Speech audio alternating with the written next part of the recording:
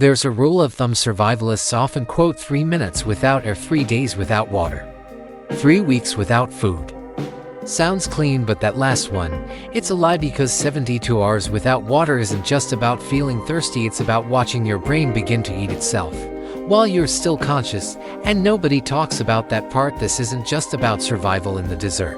It's about the brain you're using right now, because the collapse doesn't start at day 3, it starts with a single missed signal and accelerates fast. 1979, Austria. An 18-year-old named Andreas Mihovic was arrested in a small town for being a passenger in a crashed car. It was routine, just some paperwork, except something went wrong. 3 police officers assumed someone else had released him, but nobody had. He was locked inside a basement holding cell and forgotten he had no food, no water, no window. For 18 days. By day 3, he couldn't move. By day 7, he stopped sweating. By day 10, his heartbeat slowed to near hibernation. He survived by licking condensation off the cell walls and drinking his own urine. When they found him, his weight had dropped by over 50 pounds. He was close to death. But his brain, miraculously, hadn't completely failed. Why? Your body is about 60% water, but your brain, that number jumps to 73%. That's because water isn't just keeping your organs soft and juicy. It's your body's information highway. It carries the electricity that lets your neurons fire. Without it, messages slow down or stop. You lose water constantly every time you exhale. You breathe out moisture every time you sweat, even a little. Water leaves your body. Urination, digestion, even crying. In a temperate climate, a person loses between 2 to 3 liters of water per day. In extreme heat, that number can triple. But here's where it gets terrifying: you don't need to lose all of it. Even a 2% drop in body weight due to fluid loss starts to break your brain. At 12 hours, your kidneys begin concentrating urine, your mouth dries, your mood shifts. But you still feel fine. You think you're in control. At 24 hours, your blood thickens. Your blood pressure starts to dip, your heartbeat rises to compensate. You feel dizzy, tired. But you tell yourself, it's just a bad day. By 36 hours, the neurons in your brain, particularly in the frontal cortex, begin to misfire. Decision-making slows. You forget where you put things, you misread emotions. And still, you might not be thirsty. Yes, shrink. Studies show that even mild dehydration causes the brain to contract in size temporarily. It becomes physically smaller. But why do some people survive longer? You may be thinking, Andreas survived 18 days, why can't we all? He wasn't moving, he was in a cool environment, and he learned to recycle every drop of fluid he could. But even then, he was moments from brain death. The key: heat, movement, and panic accelerate dehydration. So does caffeine, alcohol, and even breathing faster. This isn't just a story about surviving in the wilderness, it's about the way dehydration disguises itself as who we are: irritability, forgetfulness, fatigue. They're not your personality, they're a brain trying to function with less fuel than it needs. The human body can survive up to 3 weeks without food, but without water, it's not your body that dies first, it's your mind. A person loses between 2 to 3 liters of water per day. In extreme heat, you haven't had a single drop of water, no food with moisture, nothing. Your body is now on internal lockdown. The hypothalamus, the part of your brain that manages thirst, lights up. It sends out a chemical alert to every cell in your body. Hold onto every drop. Your blood thickens, plasma volume decreases. Your brain tries to adapt by routing hydration toward essential functions. But the damage begins almost immediately. A 2012 study published in the British Journal of Nutrition shows that even mild dehydration, just 1% to 2% of total body weight loss, causes the brain to shrink. The ventricles inside and large neurons stretch to compensate. This isn't noticeable in the mirror, but inside your head, everything starts to feel a little harder. Your memory feels slower, your thoughts fuzzier, you can't focus on the task in front of you. And the worst part, you probably don't feel thirsty at all. Thirst isn't a proactive warning system, it's reactive. By the time you feel thirsty, your body is already down a liter or more. That's why chronic dehydration is so common. Because the first organ to suffer is the one that controls your ability to realize it. By the end of day 1, your brain is functioning like it's in a fog. Tasks take longer, words are harder to find, emotional regulation starts to slip, your frontal lobe is beginning to lose traction. In a NASA study, Dehydrated pilots made twice as many errors on flight simulators. Just 2% fluid loss. That's it. Serotonin levels drop, cortisol levels rise, you feel anxious, scattered, irrational, you don't know why. Short-term memory tanks your ability to remember names.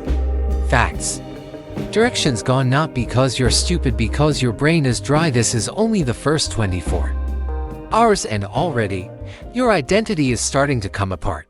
Even breathing faster. This isn't just a story about surviving in the wilderness, it's about the way dehydration. Welcome to day 2. You've gone over 36 hours without a drop and your brain, it's starting to create its own reality. Your neurons are misfiring, your body's systems are panicked, but it's your mind that pays the steepest price. Your body's chemical communication system is now in chaos. Cortisol, the stress hormone, spikes. ADH, antidiuretic hormone, is being pumped out in full force, commanding your kidneys to stop producing urine entirely. At the same time, serotonin levels plummet, dragging your mood with them. What replaces it? Confusion, fear, even paranoia. 1990 for Sahara Desert, an Italian endurance runner named Mauro Prosperi gets lost in a sandstorm during the marathon, disables a 251-kilometer race across one of the harsh estate deserts on Earth. He survives 9 days by drinking bat blood, urine, and moisture from wet wipes, but by day 2, he began hallucinating. He saw rescue planes that weren't there, people who didn't exist. Entire conversations played out in his age eat while his real body marched deeper into the desert. Mauro later described it as living in two worlds, one where I walked and one where I floated. With your body drained of water, your cerebrospinal fluid, the cushion protecting your brain and spinal cord, begins to dry up. Without it, every step, every movement sends shockwaves through your skull. Your head pounds, your vision blurs, your balance falters, you're dizzy, disoriented, unable to track time or distance. And this is only 48 hours in. Dehydration messes with melatonin, the hormone that regulates sleep. Even if you're exhausted, you can't fall asleep, and if you do, your brain can't enter deep sleep stages. So now, you're sleep deprived and dehydrated, and the combination of those two, it can mimic the early stages of psychosis. In the absence of food or water, your body begins a process called autophagy. Literally, self-feeding. It starts breaking down tissue for fuel first. It targets muscle, but when water is gone, the body cannibalizes itself for internal moisture, and yes, that includes brain tissue. The longer you go, the more brain mass you lose, and once brain cells die, they don't regenerate. That advice dangerous, because if you wait until thirst hits, you've already lost performance, memory, mood, and reaction time. By day 2 without water, your brain has already spent 36 more hours struggling, and you haven't even hit the worst part yet. You're not hallucinating because you're lost, you're hallucinating because your brain is shutting down, one dry sips at a time. Welcome to day 2. You've gone over 36 hours without a drop, and your brain, it's now been 72 hours, 3 full days, no water, no food, no sleep. The body is beyond survival mode, and the brain, it's not just suffering, it's breaking. Your blood, once fluid and fast, becomes thick like syrup. Blood pressure drops, your heart tries to compensate by beating faster, but thicker blood doesn't move well, especially into the brain. Oxygen transport falters, cells suffocate, neurons begin to misfire, or worse, shut down. Without water, electrolytes, sodium, potassium, calcium, are imbalanced. These are what allow your neurons to fire. Without them, the electrical activity in your brain becomes unstable. You may experience grand mal seizures, hallucinations, or collapse into unconsciousness. The brain has lost its rhythm. In 2009, 3 hikers entered Death Valley National Park. Temperatures soared past 115 degrees Fahrenheit. They had a gallon of water. Not enough. Hours in, to collapse. The third, 28-year-old Dutch tourist Cornelia Meyer, survived, but she later reported that she felt like an animal. Her thoughts made no sense. She forgot where she was, who she was. She drank the last of the water, but she didn't feel better. She felt high, euphoric, delusional. That's the final trick of dehydration. It makes dying feel peaceful. The frontal lobe, responsible for planning, reasoning, and self-awareness, is one of the first casualties of severe dehydration. That voice in your head that says, "I am me." It gets quieter, then silent. People in the final stages often report watching themselves from outside, a breakdown of the ego, or perhaps the final cry of a collapsing cortex in extreme dehydration. Your brain physically pulls away from the skull. This causes tearing in small blood vessels, which leads to microbleeds. In other words, the brain is not just failing functionally, it's being physically injured, bruised from the inside. As your kidneys fail, they stop filtering toxins from the blood. One of those toxins, urea, builds up and crosses the blood-brain barrier. Urea is neurotoxic. It creates brain swelling, vomiting, disorientation, and delirium. Some patients become catatonic, others scream until their vocal cords bleed. Most just stare into space, and blinking. We romanticize pushing through dehydration. Tough it out, mind over matter. But this isn't a matter of grit, it's chemistry. By day 3, your body isn't just thirsty, it's toxic. And your brain isn't foggy, it's dying eventually. Systems shut down one by one. You lose the ability to sweat, body temperature spikes, organs overheat, muscle cramps turn to full body spasms, vision narrows, hearing distorts. You lose consciousness, and in many cases, the final moments are silent. No scream, no drama. Just collapse. But some people still survive. Why? How? It depends on 4 things: temperature, movement, body size, and mindset. Survivors tend to find shade early, stay still, reduce sweat, and most importantly, stay mentally alert long enough to seek help or find water. Those who panic, pace, or push themselves beyond hour 48 rarely make it past 72 hours at this stage. It's not just your body that's shutting down, it's your identity, your memory, your mind, everything that makes you, and all because of something invisible: water.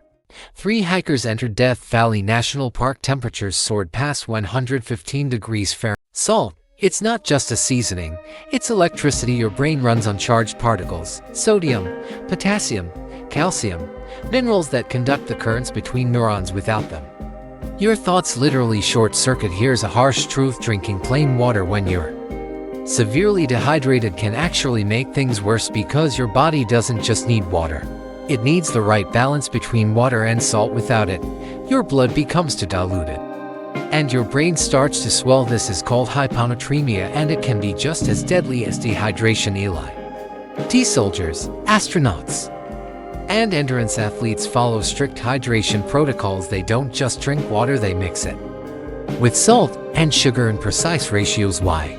Because salt helps the body retain water, sugar helps it absorb faster through the small intestine. Together, they create something powerful: oral rehydration. It's not trendy, it's not fancy, it's science. In 2007, a woman named Jennifer Strange died after drinking more than 6 liters of water in a radio contest. She didn't die of dehydration, she died from lack of salt.